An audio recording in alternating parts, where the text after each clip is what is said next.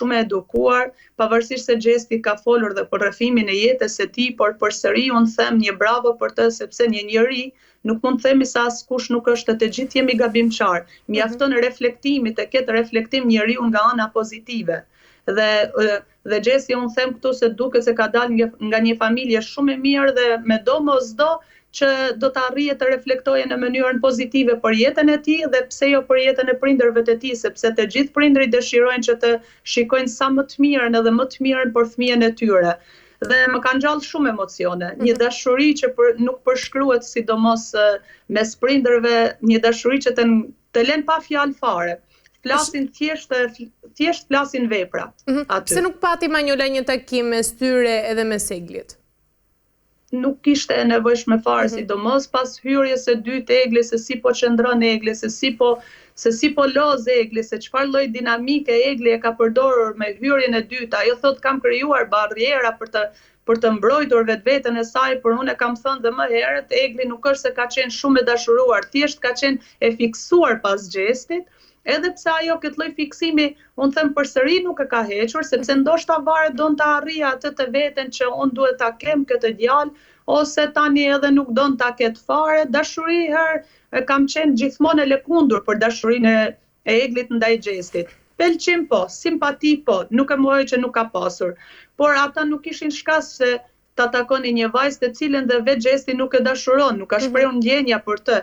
Pse t'i jepni një arsye më të fortë Eglit për të menduar se mua më kanë shikuar këta me një ndjenjë ose me një sy tjetër, e kanë parë marrëdhënien time mes Gjestit. Kur kjo nuk është një marrëdhënie çiftore, një marrëdhënie tani as miqësore jo, një marrëdhënie konfliktore mund ta quaj mes njëri tjetrit, edhe pse Gjesti tani mundohet ta ketë sa më afër Eglin, por nga ana shoqërore përsëri e thekson, unë du të kem thot një mirë kuptim dhe madje i qartësuan gjërat të dy.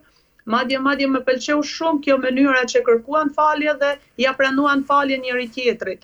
Edhe në disa raste nuk është shumë e nevojshme kërkimi i faljes kur nuk ke për çfarë kërkon, sepse shpesh herë njerëzit të kërkojnë falje kur nuk e dinë arsyeën e kërkimit të faljes. Në disa raste më pëlqeu dhe kërkimi i faljes së tyre.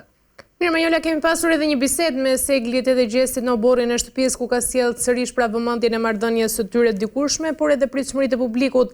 Pyetja ime është çfarë nënkuptonte Egli kur tha se Gjesti ka llogari për dhënë. A ishte kjo një provokim apo le të themi një kërkesë për sqarim nga ana e tij? Thjesht një mënyrë kërkese për ta sqaruar ose një dinamike re e Eglit për ta përdorur në atë lloj momente për ta nxitur Gjestin për të thënë disa fjalë ndoshta që Egli mendon se nuk i ka thënë kundrejt saj, ose për ta nxitur nuk mendoj se ka qenë domethënë në atë lloj mënyre, në atë lloj pike që njerëzit mund ta marrin nga ana e Eglit, sepse edhe Egli mund të themi ka treguar veten që është një vajzë e kulturuar dhe një vajzë që fal shumë. Dhe një vajzë vetëm mua nuk më pëlqen veç në një aspekt e Egli që është shumë përndjekse dhe nga ana veprimeve është përndjekse, por dhe nga ana mënyra e komunikimit. Jo se ka veprime domethënë të qëllimshme për të kaluar këtë lloj dy nuancat e cilat ajo i ka përdorur për vetveten e vet. Unë thjesht mendoj për ta nxitur, për të dëgjuar ndonjë fjalë që Gjesti ndoshta nuk ja ka thënë, ose Egli për të ngjall ndoshta ndonjë shpresë për veten e vet kundrejt Gjestit që mendoj se ajo du ta kuptojë se shpresa nuk ka për një krijim marrëdhënie dhe as miqësore. Besoj se këta dy kur të mbarojë ky format, unë mendoj se këta të dy nuk do të kenë as marrëdhënie miqësore mes njëri tjetrit. Jo se nuk do të përshëndeten, jo se do të kenë ndonjë pakënaqësi ndaj njëri tjetrit, por thjesht miqësore jo. Thjesht unë mendoj se këta të dy e dojnë ndarjen nga njëri tjetri.